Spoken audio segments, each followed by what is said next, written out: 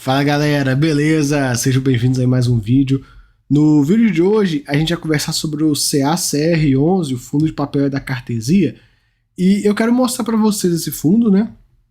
Até prometi, né, que gravei um vídeo uns dias atrás de 3 raios, tiro, porrada e bomba, e falei, né, que eu ia trazer um vídeo de cada um dos relatórios, do UR que a gente já vê normalmente, mas enfim.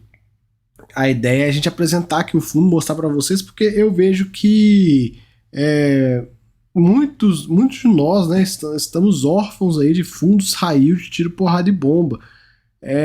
Os fundos que cumpriam esse papel na carteira de muitos investidores, infelizmente aí não estão mais legais e tal. Enfim, tem coisa, muita coisa envolvida.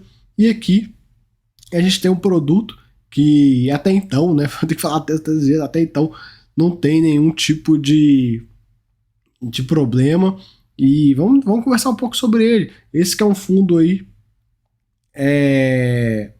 não muito grande, né, menos de 200 milhões de patrimônio, 186 milhões, patrimonial 103, valor da cota mercado tá rodando ali os 100 reais, aí quando sobe para 101, 102 no máximo, mas tá ali rodando abaixo do patrimonial. Ele tem uma taxa de performance, né, de 20% do CDI, 110% do CDI. É uma taxa de performance meio sem vergonha, né? Se não tivesse isso aqui, certamente o fundo estaria entregando resultados ainda melhores, né? Enfim, conversar um pouco sobre esse cara. Lembrando, galera, quero falar antes do vídeo. Este tipo de produto é um produto para quem gosta de muito risco. Não é para você que, eu comecei ontem a estudar fundos imobiliários, vale a pena entrar no CACR? Cara, eu gostaria muito de falar assim, não pode entrar, mas, cara, não é um produto para quem tá começando.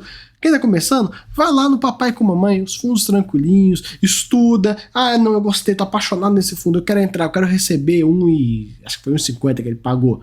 Estude, entenda os riscos e não caia de paraquedas, porque são operações de nível bem elevado. Taxa média da carteira é inflação mais 13%. Então, cara, é um negócio um pouco puxado. Falar um pouco aqui do fundo, né? Ele faz alguns inícios comentários falando aquele mesmo de sempre, né? A questão de deflação e tal, enfim, eu um pouco do exterior, não vou passar por isso, que a gente já falou pra caramba aqui no canal. Quem tá chegando agora no canal, galera, nos vídeos eu passo bastante sobre isso e tal, mas vamos ganhar eficiência, porque acaba que ficando o mesmo de sempre, né? Enfim, ele traz um comentário legal. O resultado do segundo trimestre de 2022 incorporadoras listadas, como esperado por conta da elevação de custos e arrefecimento da demanda, evidenciaram um recuo de 4,9% pontos percentuais ao ano na margem bruta média das empresas. Incorporadoras focadas no segmento CVA foram as mais afetadas. Reflexo também da baixa elasticidade da renda da população de menor renda, juntamente com a defasagem do subsídio do programa, né? CVA, para quem não sabe, Casa Verde e Amarela, beleza? Entretanto, em julho, o governo federal reduziu a taxa de juros e aumentou o prazo para financiamento de imóveis até R$300 mil, além de realinhar os subsídios do programa Casa Verde e Amarela. Todas as medidas favorecem a melhora nas margens operacionais das empresas nos próximos trimestres.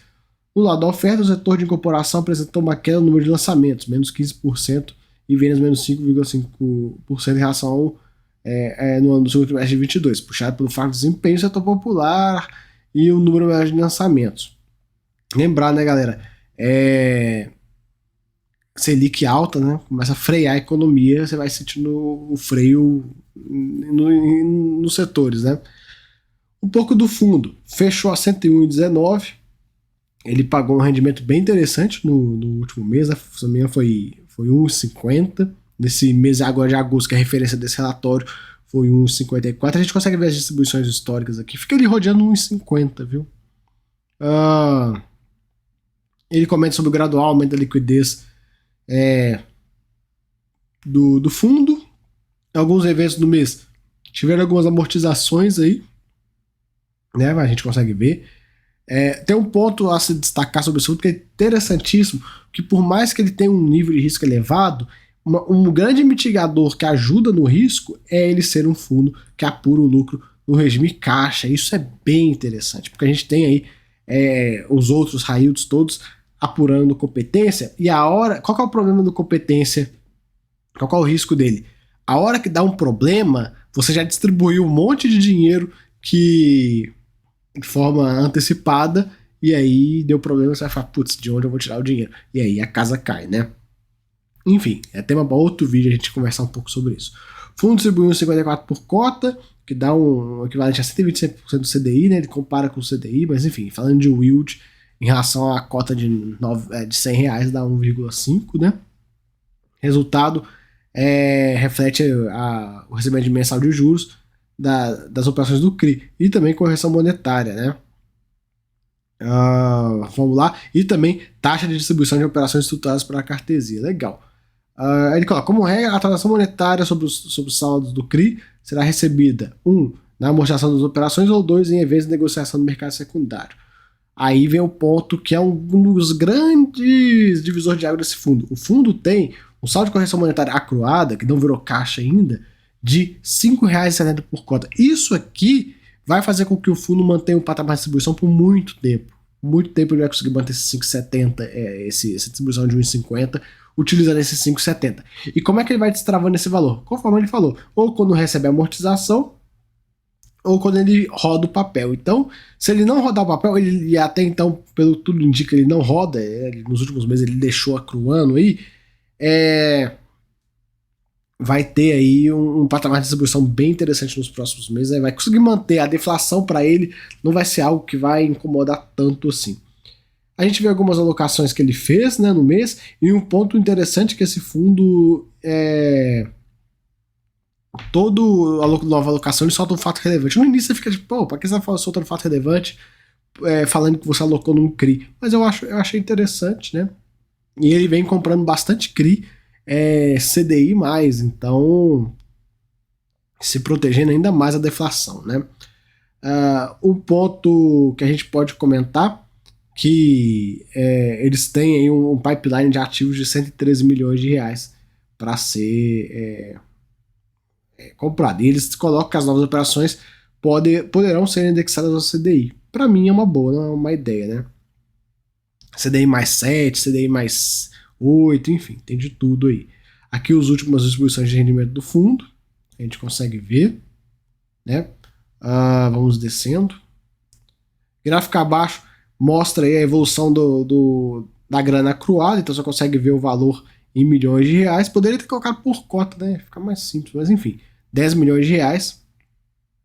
Aí ele coloca IPCA acruado e IPCA amortizado, então você consegue ver o que acruou e o que amortizou. Por exemplo, nesse mês aqui você consegue ver que teve uma amortização bem elevada, com isso destravou valores, né? Por isso que saiu aí de 10 para 9, que esses valores viraram caixa e o fundo pôde distribuir. Já no mês de agosto teve um monte acruado e bem pouquinho amortizado. Enfim, vai variar do fluxo. Em alguns meses vai ter um fluxo mais alto, em outros não. Enfim, faz parte. Ele fala um pouco como a gestora trabalha, né? Enfim, alguns critérios de análise. Eu não vou passar muito por isso, mas é legal. O jeito que, se quem quiser dar uma lida, pausa aí o vídeo. Mas, enfim, bem interessante. O ponto principal para mim é esse aqui, ó. Um dos pontos, né?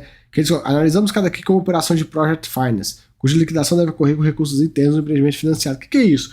Pô, eu vou fazer um CRI de um prédio.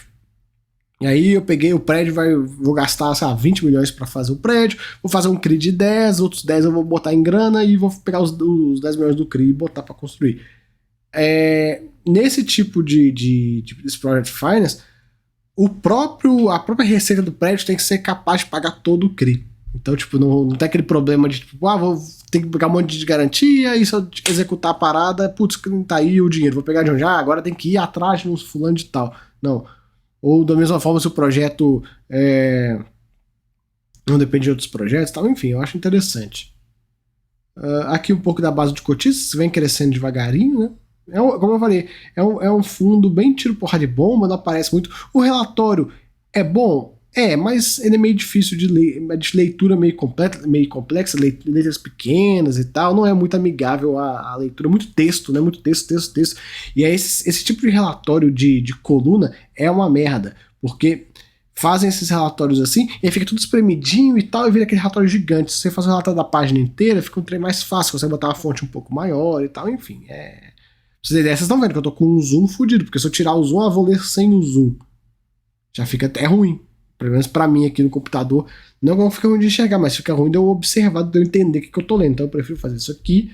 Consigo, beleza, vamos ler isso aqui. Eu leio com mais facilidade. E pra gravar o vídeo, então, se eu for gravar sem o zoom, esquece mesmo. Enfim. Esse fundo tem que apurar o lucro aferido, vai ser sempre regime caixa, bem interessante. Regime de competência considera a data do fato gerador. Enfim, basicamente isso. Vamos passar aqui pela DRE. Então a gente vê DRE, regime caixa, um ponto interessante. Olha só, a receita de juros no mês e a receita de amortização, né, correção monetária. Cara, ele tá rodando muito nos juros. Isso é bom. Isso faz com que o fundo consiga ter aí um patamar bem tranquilo, né, em todos os meses. De todo jeito, a gente vê aqui, ó, resultado, regime caixa 2.6, regime competência 3.4, distribuído 2.7, no acumulado do segundo semestre de 22, a gente consegue ver aqui também, ele tem aí uma leve reserva. Como é que eu sei? 5,8 milhões menos 5,5 milhões, você consegue ter aí uma ideia mais ou menos de quanto ele tem de reserva. Vamos descendo. Aqui também tem uma DRE mais completa, né, com todos os meses. E se você olhar o ano aqui, o ano de 22 no acumulado, você consegue ver as despesas um pouco elevadas, né? Você consegue comparar aqui, dá um pouco. Mais ou menos uns 15%, né, de despesa. Poderia ser menor, seria mais interessante. Enfim. E aí você consegue pegar aqui toda a distribuição do fundo, receita vezes despesa, acumulado, enfim. Alguns gráficos aí interessantes. O gráfico de entradas e saída de caixa do fundo, né? Olha só, né, as despesas, né, como é que estão. Para mim, minha visão, são consideráveis, né? Aqui um pouco do gráfico de rendimento e tal. Tipo, tem muito gráfico, né? Um relatório bem visual. Um pouco da classe de ativos, ele tá com caixa, né? Nesse relatório ele tá com caixa elevado. Ele, como eu falei, né, ele vem soltando fatos relevantes com as alocações que ele vem fazendo. E aí, estão aumentando a parcela em CDI. Hoje, IPCA mais 12,98, a taxa média das operações, e CDI mais 7. Cara, bem elevada essa taxa dele. Bem elevado mesmo. Aqui a localização das operações, né? Não são muitas operações. Então, um ponto legal, ó, tá tudo marcado aqui. Tem concentração, viu, galera? Isso aqui é uma operação, isso aqui é outra, isso aqui é outra, isso aqui é outra, isso é outra, essas três são outra, essa é outra, essa é outra, essa é outra, essa é outra, enfim. Então são 1, 2, 3, 4, 5, 6, 7, 8, 9, 10. Então, assim, ele é bem concentrado. Ele é um fundo que ele tentou fazer uma emissão um tempo atrás, é legal de comentar disso. Veio com uma taxa cara e aí o pessoal não gostou, até torceu o nariz. Infelizmente, quem sabe no futuro a gestão, vamos ver, né? Se vocês estiverem assistindo o vídeo aí, deixa um comentário aí, ó, gestão da cartesia. Quem sabe no futuro a gestão, em vez de repassar taxa para o fundo, taxa de originação, estruturação e tudo mais, pega essas taxas, guarde elas num cantinho, faça uma emissão pagando as taxas. Pronto. Paga as taxas de emissão para o seu cotista,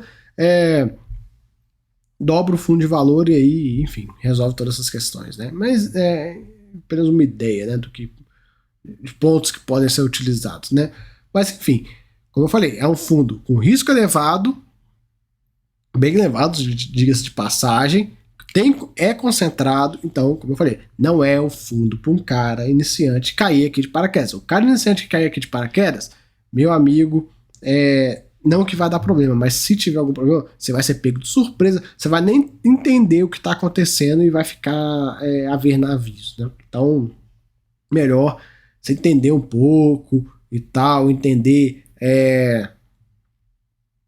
como que funciona um CRI, por que é tão elevado, por que é tão caro essa taxa, por que o cara aceita, né, fazer um financiamento IPCA mais 11, IPCA mais 12,68, por que o cara aceita isso, enfim, risco de obra, risco de vendas, todos esses pontos, né. Falando em risco de obra e risco de vendas, a gente tem aqui as operações dele, né, essa aqui 90% vendida, bem interessante. As obras aí já passaram da metade, ó. Você pode visualizar ali 70% das obras. Tá aqui uma incorporação vertical. Temos esse Life Park aqui, 87% vendido. Obra concluída, ainda não tem risco de obras. Temos esse aqui, 88% vendido. Obras em mais 70%. Bons LTVs, né? Enfim. Temos esse também mais ou menos vendido, mas a obra está concluída. Temos esse aqui também mais ou menos vendido, é a obra no início. Esse, poucas vendas, né? 31%, e a obra já na finaleira, né? 76%. Esse aqui no meio do caminho e as obras também, né? Temos esse shopping aqui, 100% ocupado. Taxa de IPCA mais 13%. Temos esse Helvetia com um loteamento. Não lançou ainda, não tem obra, mas olha a LTV de 20%. Então, se der uma merda nisso aqui, o valor que o fundo emprestou, no caso desses 20 milhões, a garantia vale mais ou menos 100 milhões de reais. Então, cara, tem aí um ponto interessante. Mas, como eu falei, é um risco considerável, bem elevado, mas para quem gosta, para quem tem apetite de risco e para quem tá sentindo falta, né, fala, putz, eu gostava daquela época lá atrás, era feliz e nem sabia, e hoje em dia tá esse rolo todo, enfim, temos uma opção aí que, na minha visão, é interessante, no que tange aí um fundo que, até então, né, pelo que eu vi, fazendo um bom trabalho, tal, não tem marketing, não aparece, tal, a gestão poderia aparecer, mas tenho certeza que se a gestão desse mais as caras, esse fundo conseguiria captar melhor e tal, enfim. É isso. Então, fica aí esse vídeo, espero que tenham gostado, até a próxima, fui!